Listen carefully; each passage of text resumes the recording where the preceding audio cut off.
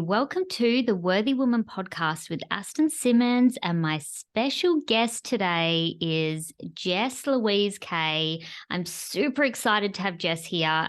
We were just literally talking about how we have the same middle name, which is awesome, and so do our best friends. So if you have the middle name Louise, please let me know, because we feel like there's so many women, and that's a beautiful connection between us all, our middle names. It's so funny. I'm so excited to have Jess talking with us today. I really can relate to Jess and her journey so much, and we're going to talk about what Jess does. She's all about nurturing women, dealing with like self-worth, coming back to yourself, your spirituality, breath work, meditation. There is so much that that Jess does and that she's, passionate about. So I'm just going to hand Jess over to share with us a bit about Jess's story, who you are, what you do. And like I said before we went on air, I much prefer that this story comes from you than just from me reading your bio, because like we were saying, it's like, how do we fit ourselves into this small box? Like, we're multifaceted. There's so much to us. Jess is a mum like me as well, to 3 beautiful children. She's got a FIFO husband. So, there's so much to this beautiful woman. So I'm just going to hand you over to Jess, and Jess is going to share with us a bit about her story. Thank you so much, Aston. I am feeling super grateful for being on your podcast. I mean, the Worthy Woman is like, honestly, it's 2022. That is the year for me, is all about diving into my self-worth. So it couldn't be Yes. more perfect timing. I love that. So where do we start? I guess, like, who am I? I used to label myself as a naturopath, mum, and wife. But what I found really interesting over the last 2 years is I've really struggled to actually say I'm a naturopath or I'm this, I'm that. And what I've really dug deep into is that I'm so much more than that. I feel like we label ourselves as these things, but who are we really deep inside? And so that's, for me now, I mean, I still kind of struggle to really what I come up with when someone asks me, like, who are you or what do you do? But really, since diving into my worth and remembering the powerful being that I am, I think that's who I am. Like, that's who everyone is, right? A powerful being that is here to do everything that you desire and anything that you put your limitless mind to. And I think that's all around like this discovery of self identity and your sense, who are you? Like, your sense of self. That has been my entire year for 2022. Like, I have achieved 0 of the goals that I put forth for 2022. I love And that. I do love I, that, because I don't love goals. Like, I really don't love goals. I'm more about like intentions and feelings. So when I meet another woman that's like, yeah, I haven't achieved any of my goals and I'm totally okay with it, I'm like, yes, you're my woman, because I think that how you feel and who you be is just as important as what you're doing. And I know that you feel the same. So I love that. I'm celebrating you, because I yeah, think it's really hard to do that, especially as a woman, where we're kind of often fighting for our value, fighting for our worth, or trying to prove it, to be like, yeah, I haven't, and I'm totally okay with it. It's actually the best thing that could have happened. Yeah, and it's funny, because last year, 2021, was the start of my like real spiritual journey. And I thought this time last year I knew who I was. And I feel like I'm going to say the same thing this time next year, because I feel like we're constantly evolving and growing and expanding into like really remembering who we are, not what we're here to be or do, but that deep inner knowing. I think it's so easy to lose our sense of self and our Mm. sense of identity, especially when you become a mother. It's very Yes. easy to put yourself to the side, leave yourself at the front door, and just attend to everyone else's needs and really forget about ourselves. So this year has been a year of learning to trust myself, a year of really tuning in and listening to my inner guidance system, my intuition, connecting with my higher self. I mean, I had no idea what my higher self was even 2 years ago. and just like really coming back into who I really am. And I think I feel like it's really my mission now to share my journey and really for those women who feel a disconnect like I did, and really help them to nurture them back to their spiritual selves and really find that love for who they really are. I think that's what really Mm. lights me up, because that has been my journey for so long. Um, so that was kind of a long-winded, but yes, I do have three beautiful children, and I have a husband, amazing husband, and have the most amazing relationships with all of them, all four of them, since particularly this year of really diving in, owning my worth, and really just coming back to who I am, like really Mm. finding my sense of self. And I am so much more present in Mm. all aspects of my life now. Yeah, I honestly, I can relate to everything you said. And a lot of the women I work with, I know a lot of the listeners, they'll be able to relate as well. I know it is huge in motherhood, but it's actually huge for women universally in this thing of like being trained and conditioned to put everyone else's needs before our own. And then we forget that we actually even have needs or that they even matter. And I know 3 years ago that was a point where I hit where I realized, wow, I'm trying to get my own sense of self and happiness through meeting everybody else's needs. And I'm empty. I'm disconnected to myself. It's not enough because I'm not receiving myself. Um, and it's out of my control because it's all based on the external. So, I had a similar experience of, I'd been on this spiritual journey and personal growth ever since I was 15. I've been interested in it from very young age, wanting to know the answers and how to actually use my mind for my benefit, not believing all the conditioning and the limitations, and like you say, accessing a limitless mind, like that anything is possible.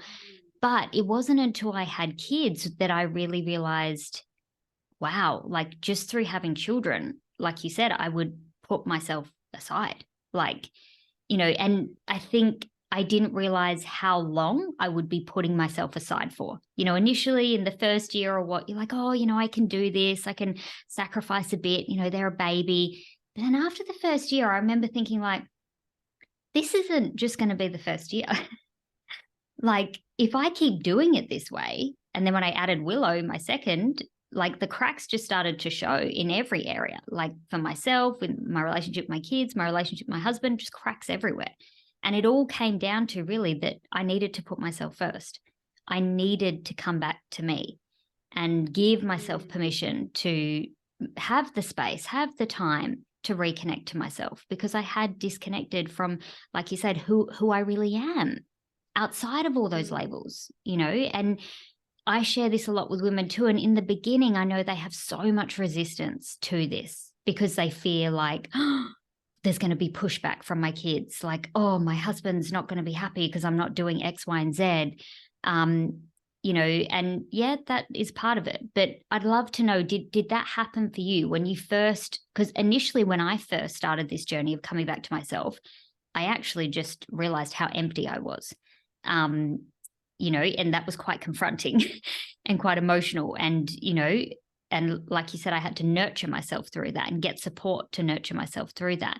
What was it like for you when you first started to come back to yourself? Yeah, well, it's interesting because my journey of self discovery, I feel like, didn't really start until I'm thinking back, probably about 2017, when my daughter was 6 months old.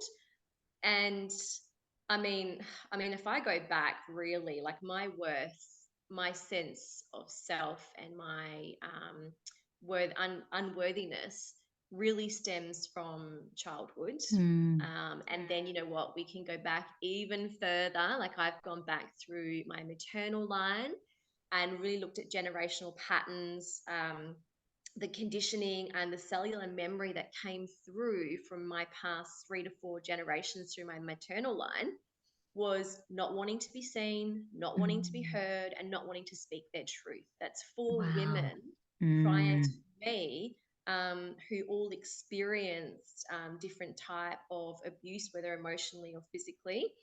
And what I've learned is that I'm actually here to break that cycle. Mm. So, but what had happened is through that maternal line, through that cellular memory, I have been born, and I have kind of generationally taken on all of that pattern and all that conditioning. And I was the shyest kid. Like I literally hid behind my mum's leg for the first 4 or 5 years of my life, wouldn't say boo to anyone else outside of the home. And in school, I suffered with chronic eczema, asthma, and allergies. So, having chronic eczema, having this skin condition, and not understanding why, none of my other siblings had it, none of my friends around me.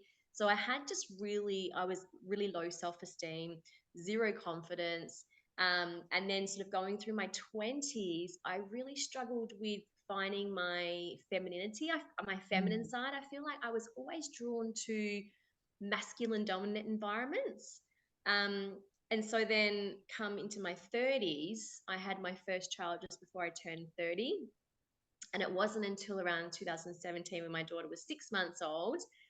In between there, I had studied naturopathy to find out a little bit about myself, to sort of understand. But really, it was more the physical. It wasn't really the energetic part of me. Yeah. And then I started to dive into a couple of little things in 2017. I got heavily into the zero waste movement, and I really started to have a deeper connection with Mother Earth. Mm. And then in 2019, I got right into circadian biology. So that's all your internal circadian clocks, and understanding the rhythms of your cycles and the cycles of nature and the sun.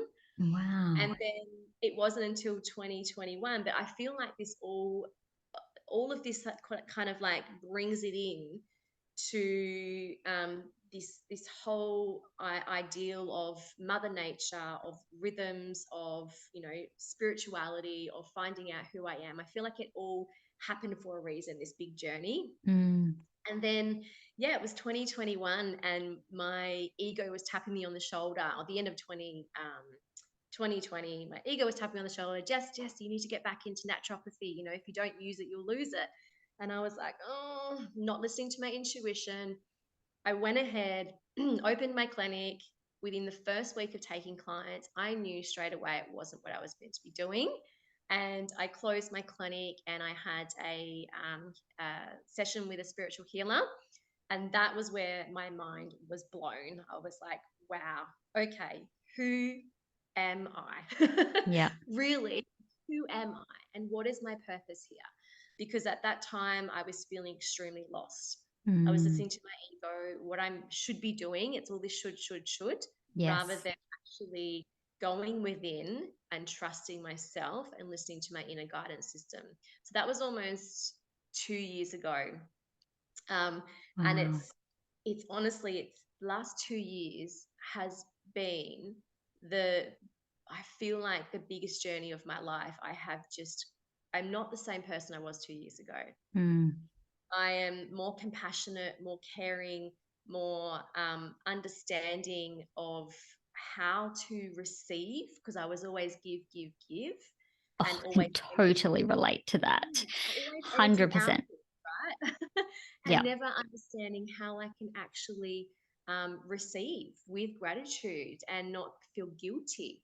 I was always putting others first before myself. I was really good at giving advice, but really struggled to receive it or receive compliments. I really lacked boundaries, like Mm. zero boundaries. I didn't feel like I really valued myself, like my time and my energy, where I was putting my energy into things, into people, whatever it might be. I felt like I was comparing myself, and I just felt really, I struggled to speak up and express like what I actually needed in relationships and all sorts of situations. So that was that's a real gauge of lack of self-worth, all of those things, to have Definitely. worth of self is really like gauging how much you respect yourself, how much you love yourself, and how much you value yourself. So 100%. yeah, That there's just this deep dive into this year.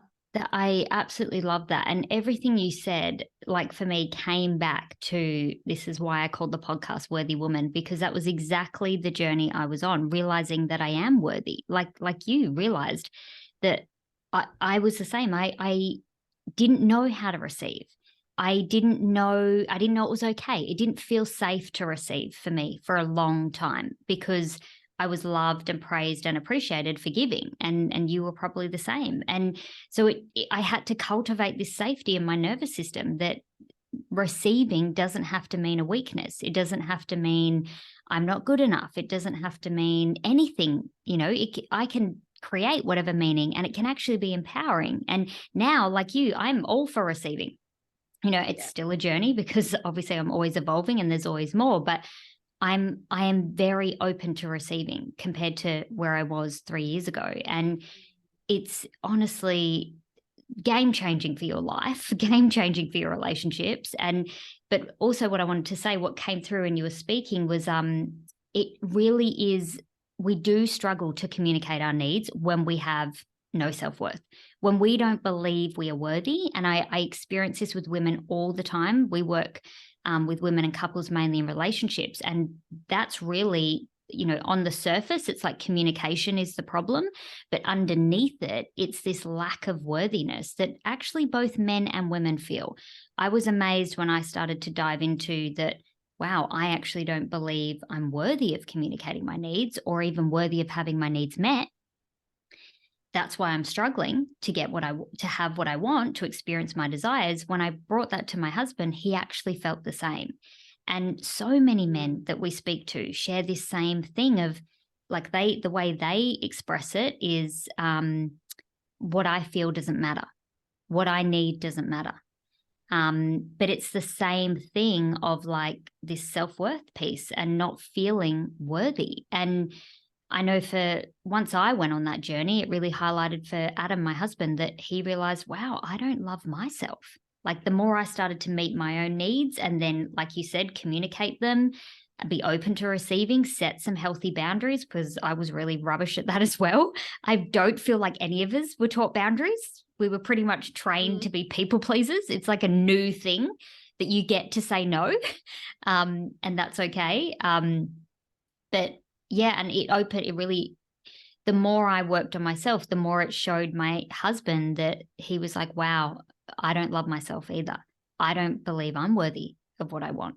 I don't know how to communicate what I need. And, then it was a journey for both of us to go on, okay, well, how do we come back to ourselves, who we really are, and then how do we communicate that to each other? And it's such a beautiful journey, but it is a hard journey to go on, I think, for a lot of people. I know a lot of women find this journey back to themselves quite hard, and it can bring up a lot of emotion and, and like I said, a bit of pushback from people around you who have got used to the people pleasing you or the giving you, or the one that always says yes, and I know for me, I had to, just accept that was part of it. And that, I'm not living for them, I'm living for me. So that's how I was able to get over it. I was like, basically, I no longer could keep pushing my needs aside to just meet everybody else's, because I was so unhappy in my own self, and I have to live inside my own self. And this is how I was able to overcome it. For you, was there any pushback? Did you feel like there was any pushback from friends or family or like your husband or the kids? And if there was, how did you overcome that? Well, I guess what's interesting is because I was on this journey of self-discovery and still am, and probably will be for the rest of my Me life. too. Yeah. I did find that I just kept to myself for a long Yes. time. And I really, like, my husband knew that I was taking, this year has been the first year that I have ever invested in myself. Ever. Wow. Because I've never felt worthy of Celebrating you it. so much. Yeah. Oh, and it's like a priceless investment that just gives and gives and gives and gives. I literally say to everybody, you're investing in your car, you're investing in a phone, you're investing in clothes. Like, what are you doing? Invest in you. You're the most important thing in your life. So yeah, I'm celebrating you, because it's Yeah, not and celebrated enough. no, you're right. And because we're always, when we think of investing in ourselves, we think of external, right? Yes. Assets, clothes, or whatever it might be. And so I didn't actually understand what investing in your personal and spiritual growth actually meant. And Yeah. so it was Wow. only this year where I have invested, man, I think I might be up to 12,000 or 15,000 by Yep. now. That's And that amazing. yeah, and that is purely on mentors, coaches, and courses. And other things like maybe astrology or human design, stuff like that. But I it's my husband at first was probably a little bit resistant because he didn't understand. Yes. You don't really understand, like we were talking about earlier off the podcast, with having children. If you don't have children, you can't really fully embody that understanding. Same with him. If or anyone, if you haven't actually gone in deep into your self-worth or to find out really who you are, or gone into all that deconditioning, or breaking the cycles and the patterns and your behaviors, whatever it might be, none of it makes sense, right? Yes. Yes. And I feel like one thing I want to bring up is one of the pivotal points in a relationship this year was when I read Brene Brown's book Atlas of the Heart. Oh, I And love her so much. it was one of the biggest revelations because I realized that I have never clearly communicated my expectations. Mm, I have definitely created these scenarios in my mind, but I have not felt worthy to actually communicate express them it. clearly. Yeah. And so in my head, I used to always think, if I have to ask for something, then it's obviously not worth it, right? But actually, Oh, Brene Brown flips the switch. She says, if you're not yes. asking what's important to you, then maybe you don't think you're worth it. And I was just like, oh my goodness, that makes Yes. sense. It literally, it all comes back to us. And this is how, like, talking about relationships in the beginning, because 3 years ago we hit a really hard time in our relationship. I actually questioned divorce. I didn't know who I was, where we were going. I was in like a weird place similar to where you were. And the only way I could move forward, because I was doing what you were doing, I was like, it's obviously not worth it if I have to ask. He should just know. I was assuming, expecting, not communicating. And again, this is all, like you were talking about, generational.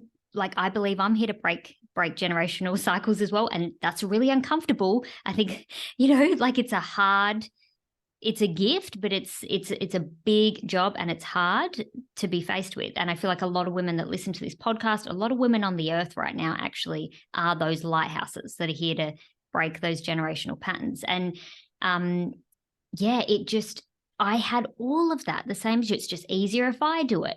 Like, I would just do everything, and all these stories, and all the women I work with, literally, it's like I'm seeing myself 3 years ago every time I work with them, and I can really empathize because I had all the same stories.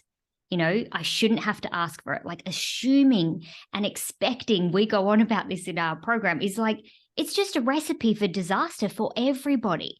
That, like, I don't know who made us believe that they would, like, effective strategies to get what we want, because they're literally the opposite. They don't work for anyone. They don't work with your children. They don't work with your husband. They don't work with your boss. They don't work with your team. Like, they're not going to work because we're all so different. Nobody is the same. Nobody thinks the same. And the only way to know what somebody wants is to communicate it and express it. And that is 100% the truth, that I had to take responsibility and swallow that pill, that it was my job to communicate that. And if I was not communicating that, that was on me. And I needed to investigate, why am I not communicating this? And it 100%, I think, all the time comes back to self-worth. There's sometimes these little layers on top that it's like peeling an onion. I find that, like, that's kind of how it was for me. It was like a little bit of this and that, and I see this in clients, and then I love it when they get to the point where it clicks, like exactly how you said, like your mind is blown, your heart is cracked open, and you're like, oh, it comes back to me. And yes, it's hard, but it's so empowering. Like I felt like it was such a empowering gift to realize I hold the power to shift this. If I'm willing to take radical self-responsibility, I get to shift this. Totally. And, I realized that it's actually been a pattern of mine my whole life. Yeah, me too. Like my whole entire life. And when I look back on my maternal line, it has been their pattern as well. Yes. So, like you said, I feel like we're definitely here to break that. But when I read Brene Brown's book, I was like, okay, wow, right, let's start implementing this straight away. And so, my husband and I actually started communicating, what do you need? What do I need? Yes, I And, love because that. I feel like as mothers, we take on the Oh, load, right? Like we totally. have children, and then it's like you take on all of all of the stuff, and it's almost like you're asking for permission. Mm-hmm. Can you look after the kids while I do this, this, and this? And it's like you have to give a full essay of explanation, but that's all in our own heads. Yeah, That's not what they're totally. thinking. Yeah. that's Yes. that's all. Oh, I had the exact same realization because I love that because we do the same. Like, we're like, what do you need? What do you need, babe? Like, we don't really say, how are you anymore? It's like, what do you need, babe? Yeah. you know, and it's so much more effective than Yeah. how are you? It actually is Mm, supportive and everybody feels like loved and it's more of an action or showing than just like, oh, how are you or how was your day. So I love that's how we communicate as well, and I love it, and it's so powerful. And I had the same thing when I started to do it. I was like, oh, he doesn't care. Like, and because men are so like this, women are very different. We're like, we attach a lot of emotion to what we're going to be doing and what it means. And, men don't do that as much. They're pretty much black and white. So if we say we need an hour or we need to go do some journaling or, my husband's like, awesome. And I found myself sometimes doing the same thing that you just said, like going, I need to do this because of blah, blah, blah, blah, blah, blah, blah, and going on this massive. And then I remember this one day when he was just like, he'd already said yes. And I was still talking, like still like justifying. And he was like, babe, yeah. it's good, like go. And I was like, okay, sorry, that was really awkward. I just like, are you sure? He's like, definitely. Like if I say yes, I mean Mm, yes. And it was, yeah, I remember having that moment of like, wow, I don't have to justify myself. And he never mm, has needed me to justify myself. And a powerful realization for me was, like you said about the permission slip, I was waiting for permission that was never going to come because it actually had to come from me. And that was my job totally. all along. Like, I remember saying this to women, I had that realization like 3 years ago now, but still I'm like, I was waiting for permission to live my own life, to meet my own needs. Like, wow, and I have a daughter and I know you have a daughter, and that was a big part of my why of like, I never want her to think that she's waiting on somebody else to give her permission to do what she wants, have what she needs, live her life ever. Period. It stops with me. Like, and for me, it's like I have to be the example of that. I have to unapologetically ask for what I Yeah. need, you know? Yeah. And be Yes. okay with I it. yeah. I totally feel that. Yeah, and I feel what I didn't realize is that I have felt so much disappointment in my life, but and my coping mechanism for dealing with this disappointment is completely shutting down. So Mm, I go silent.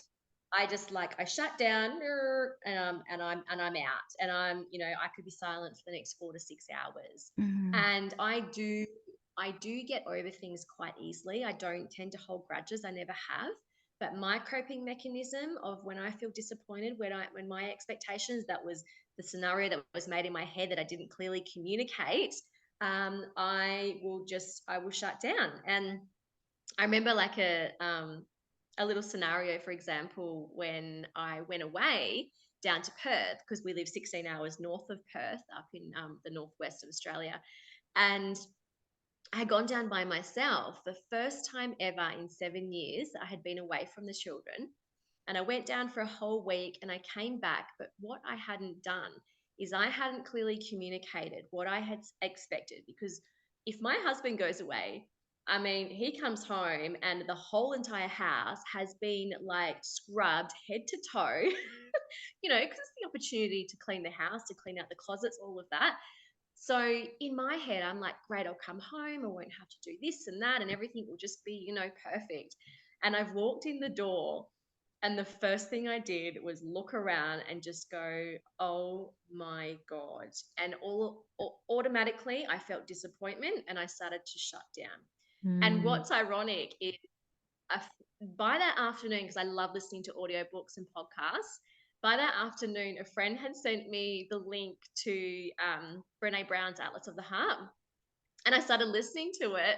And then she started speaking about expectations. And I just thought, oh my God, that's exactly what I've just done. I have just come home, expected that this was going to be, and didn't clearly communicate any of my expectations. And now I felt disappointment. And when I actually spoke to my husband about it, he said, Jess, we have had the best week. Like, he dropped all expectations and he just had the best week with the kids. He was present, he had fun, he didn't worry about upkeeping any of the house. And I just thought, oh wow, what have I done? And I just want to hug you, because that has been me so many times as well in the past, where I haven't communicated my expectation. And also, another part of this is realizing you have different expectations, because even when you do communicate them, they won't be met in the same way. And learning how to be okay with that is huge, I think. And that it doesn't have to mean he's a failure, or that you're not worthy, because it doesn't have to mean that. Like, my husband does not, I'm very real about our relationship, and he does not consistently meet me the way I want to be met, but he does more of the time than not. And so, and that's because we communicate, we know what our expectations are, or, we know what our values are, all those things. But I also, I have to be okay with that, because he's a human being. He's going to make mistakes. He sees things differently to me. And that reminds me of so many stories of when I've left my kids with my husband, because it's a total different experience. It's a total different experience. I know they've done science experiments before where they leave a whole bunch of like 4-year-olds in a room with a mum, compared to a whole bunch of that same group with a whole bunch of 4-year-olds with a dad. And when they're in there with the mum, they're doing puzzles and drawing, and everyone's sitting down and it's all relaxed. And then that's those same children go in a room with just dads. They're climbing the walls, hanging off the fan, like testing all their boundaries. And there is no wrong or right. There absolutely is no wrong or right. And we've been so conditioned to that. It's just total BS. It's all okay. It's all needed. And it can all work together. Like, they don't have to be the same as us. They really don't. And I do agree that being able to communicate your expectations is really important. But what I also have had to learn for myself is communicate my expectation, then let go of what I think it needs to look like, because it's definitely going to look different to if I did it. And that's okay, because I'm not perfect either. And then appreciate more than I expect. Like, I've found with my husband, like, he needs a lot of appreciation, and my son's the same. I feel like it's really a lot of men, humans, actually. We all of us need validation and appreciation. But the more I'm able to appreciate, then it's like he receives my expectations better, because I am actually appreciating what he is doing. And it's so funny that you said that, because I'm going to we live down south and like 3 hours from Perth, and I'm heading to Perth shortly by myself. And it's the first time for me that I'm going, and I feel zero guilt. I'm not worried about leaving the kids with him. I'm not like going through a checklist in my head that I've got to cook dinners and blah, blah, blah, blah, blah. Like, even when I used to work in pharmacy, and I was only gone for like 4 hours, and I would like get the kids' beds ready, do the dinner. Like, I had to do everything so that he could just basically fit into what I would be doing in my way. And this has been a big part, I know, for a lot of women, when you become a mum, when you become a parent, like not taking full responsibility of the parenting as if it is only your responsibility, which, like you said, my husband never told me that, but it was a story that I'd decided that it was my responsibility. I was with them the most, I had to do the most, blah, blah, blah. But none of that was true. When I opened a discussion with my husband about our parenting, he was like, your husband, he was like, I want to play with the kids. I want, like, go and like I'll be present. I'll take them on adventures. And, you know, he wanted to be a part of it. It's just we hadn't had that conversation about what we wanted our parenting to look like. And we really like to share the load.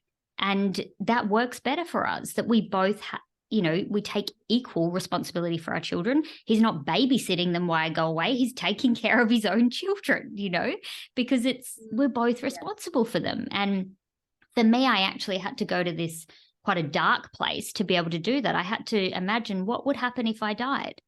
You know, would I feel like my husband was competent to look after my children? And 3 years ago, the answer would be no.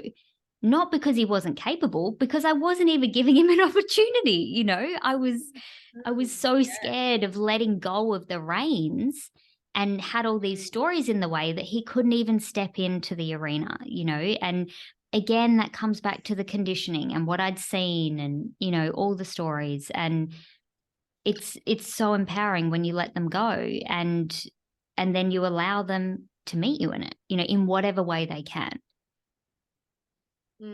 And it's such a journey because, you know, one day you can feel on top of everything Oh, and yes. feel so worthy of yourself and be so connected to your inner being and be so present, excuse me. And then the next day, I feel like that default can kick in. Yes. And my default is like hiding in a cave. Yes. Like I just want to retreat. That's my default. And that's when I've had too much energy output, give, and have kind of forgotten about myself. And I feel like my default can really come into play within a couple of days of being disconnected from myself. It doesn't take much. And unfortunately, it takes longer to get yourself out of that default and to come back to connection with yourself.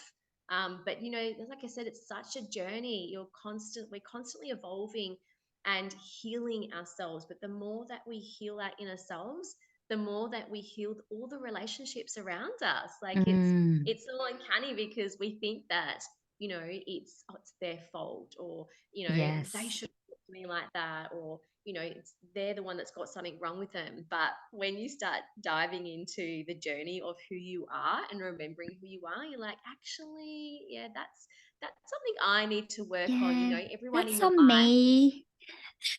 everyone in your life is a direct reflection of what you need to heal, or what patterns you need to break, or what you need to decondition from, whether it's generational, whether it's childhood, whatever it might be. And when you can actually see that the people in your life around you are a direct reflection, if you're getting triggered by them, it's powerful. It is really powerful. You can step back from that situation and be like, interesting. If that is triggering me, what is it within me that I need to actually address and acknowledge? Oh, I love that. You're on my wavelength. I am totally okay with being triggered. I know I trigger people. People tell me all the time I trigger them. I'm like, great. That means I love you. Like that means I've done what I've come here to do, because there's a message that wanted to come through to you and it's chosen to come through me. Like, I love you. This is going to be great. And they're like looking at me like, what? Like, I believe trigger equals truth. I believe, like you, that it's a reflection of, and that truth to me is like a gift. It's a present. The answer is not to push it aside, blame someone, judge it. The answer is to open it. Like you said, open that trigger. Wow, I'm really curious. Like, and I do, it's not like I'm like, yay, trigger. I'm like, okay, I've been triggered. This is a gift. Let's open. What's the truth in there? Like, I'm kind of like, what am I going to find? Because I know, like you said, it's in me. And I'm like, okay, this is, okay, that's something I need to work on, you know, and I'm okay with that, because another thing that I love is that I'm a work in progress. Like you said, I'm always evolving. I'm my greatest masterpiece. I will never be finished and I'm also a work in progress. And we get to be these simultaneously. Like, there's nowhere that we have to end up, is how I believe, to be worthy or to have what we want. It's a constant, like you said, evolution and unfolding, and it's a journey. And that's okay, and it can be beautiful, and yes, it can be hard, but we can also enjoy that. And I love everything that you've shared. I can totally relate, and honestly feel like I could talk to you forever. And I just feel like everyone listening can pull so much from what you've shared and can relate. And yeah, I just want to celebrate you and celebrate your journey, because I've walked a similar path and I know how big it is. I know that it's huge to make that decision to choose yourself and invest in yourself and go on that journey of discovering and uncovering all the pieces that are you, and that you haven't explored, and to make that commitment to yourself and your soul. I really admire anyone, but particularly any woman that does that, especially if they have children, because I know that there can feel like this thing of like, oh, I can't do this, I'm a mom, blah blah blah. And I had those same things. And truly, I hope anyone listening realizes that we are both mums, and because you are a mum, you can.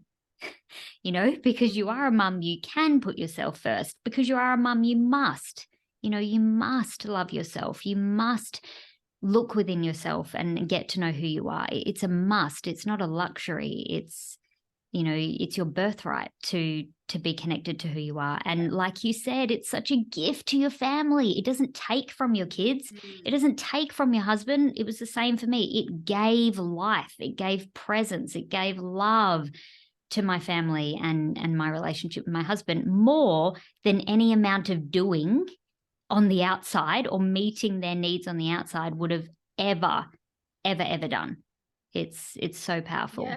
And the universe will keep handing you the same lessons, the same relationships, the same type of love, the same type of pain, whatever it might be, until you realize that the common denominator is actually you. And Yes. like you said, this journey of self-discovery and really diving within is not easy. And this year, it has been a roller coaster year for me. I've been down more than I've been up. Yep. But when you break through each pattern and each cycle, you just peel back another layer and be like, Yes. oh wow, is that who I am? Okay, great. Let's keep going forward. And it becomes addictive. You want to keep Yes. going. Yes. You don't want Yeah. I totally relate to that. Like, it actually starts to feel exciting. It actually starts to feel good, even though there might be a little bit of suffering in between, because it's like the suffering can go on for as long as you like, there's pain, and then there's like sometimes we sit in the suffering for longer than we need to. And that's okay. Sometimes that's all we've got, and that's all we've got in the tank, and that's what we've got to move through. And that's the pace we're going at. But it's definitely part of it. You've got to have the good. I don't like to say good and bad, but the dark and the light. And none of it is good or bad. It's all of who we are. Like, it's like I love to say to women, like, all of you is welcome here. Like, don't just be the side you think I want to see, because then when you only like you're trying to turn down the dark, you also turn down the light. That's how I feel. Like, when you turn down the pain, you turn down the love. Like, it's all on one dial. So I'm like, let's just turn it all up. Let's just all turn it up. Let's feel our rage. Let's feel our grief. Let's feel our sadness. Let's feel our joy. Like, that's where I'm at. I'm constantly trying to turn that dial up, and go through all of it and feel it all, and experience it all, because that's what we came here for. I really believe, to experience all of it. No one's up all the time. I think that would be really unhealthy and really exhausting. Yeah. Yeah, and I think, when we, as mothers or women, or we're constantly trying to compare on social Mm, media, and social media is really just like a tiny little snippet of someone's life, right? yes. Um, but it's not reality, and No. no one is always up. No, It's not many people share the downs, they don't. and And there's because it's hard to share, right? It's mm, really hard to put yourself out there and be vulnerable and share it. Yeah. Yeah, it is. But it's such a gift when we can. I always feel most connected when I'm vulnerable, and connection's one of my highest values. And I feel most Me too. connected. Yes, I love that. I'm not surprised. But yeah, I feel that connection and love when I'm vulnerable. When I'm not being vulnerable, when I'm not sharing my heart and speaking my truth, I always feel a disconnect. And I know it comes back to me, and I'm like, okay, like I've got to crack open, like it's literally like cracking open, like we can do this, deep breath, but yeah, social media, I hope, like I believe everybody is only sharing if 20% of their life. I know that's true for me. If 20% of their life on social media, there is a whole nother 80% that probably looks exactly like your life. Like, you know what I mean? And that's how I think of it. When I'm on there, I'm like, oh, yeah, they're doing exactly what I'm doing, showing the 20%, not the 80%. And I do actually kind of think it needs to be like that, because I hope you're living your 80%, because that's what I choose to do. The reason why I'm not showing you is because I'm living the 80%. I'm in it, so that's why you're not seeing it. And so that has helped me a lot with social media.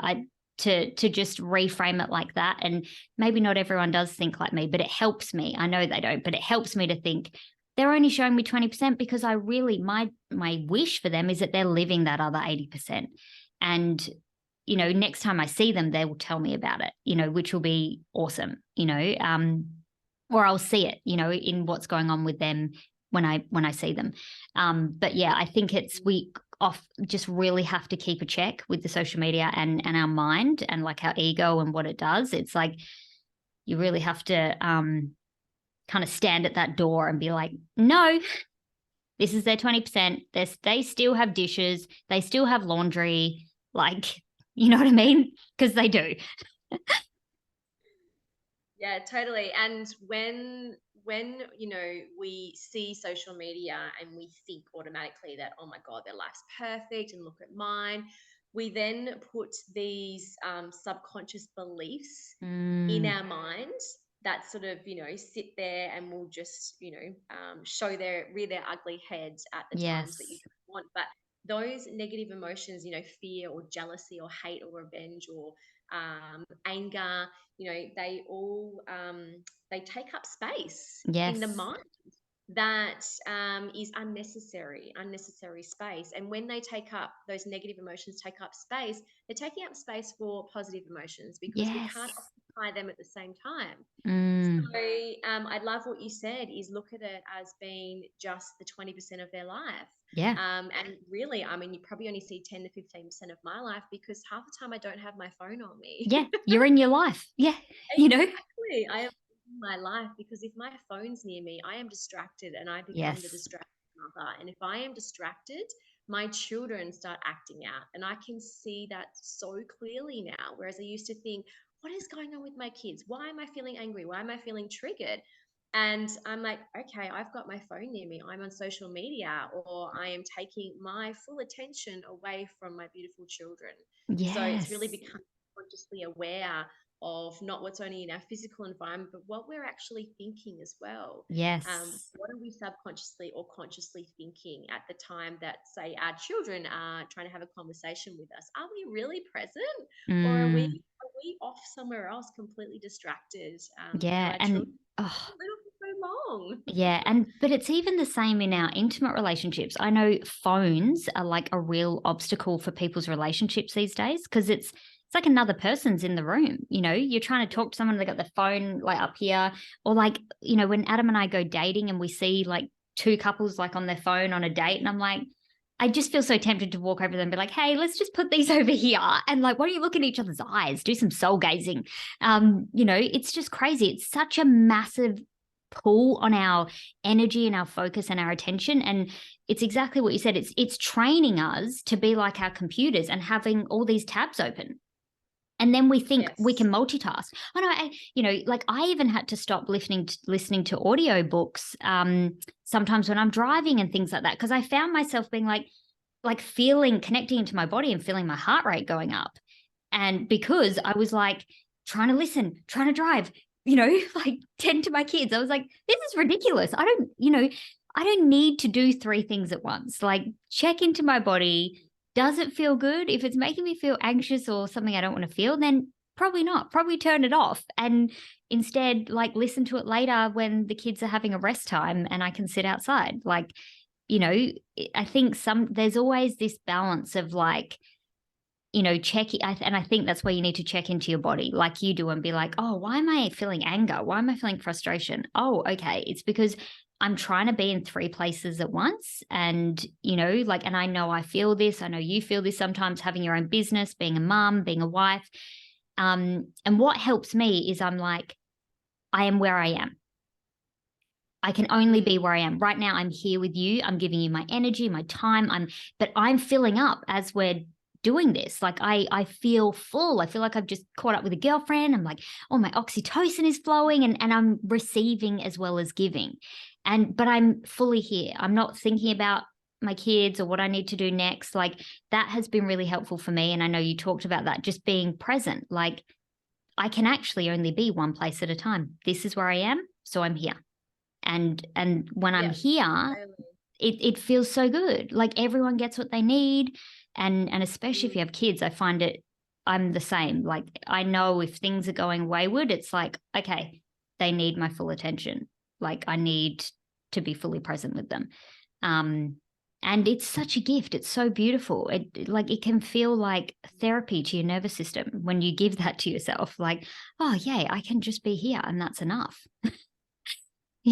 Like, Yeah, and it's like being present and also just feeling gratitude in the present moment. That's been a mm, really big thing of mine, probably the past, I mean, up to 10 years, but particularly in the last couple of years, is really expressing gratitude for the most simplest things in life. mm, That, even just breathing in gently in and out through your nose, or standing with your bare feet on the ground and just listening to the birds, the rustling of the leaves, like mm. simple little things that really bring you back to your body and out of your Yes. head, Oh, and yes. just feel I feel like this is the recipe for, success and happiness, Mm, is to actually feel gratitude for what you have here right now, and not what you don't have or what you do want or what you can't have.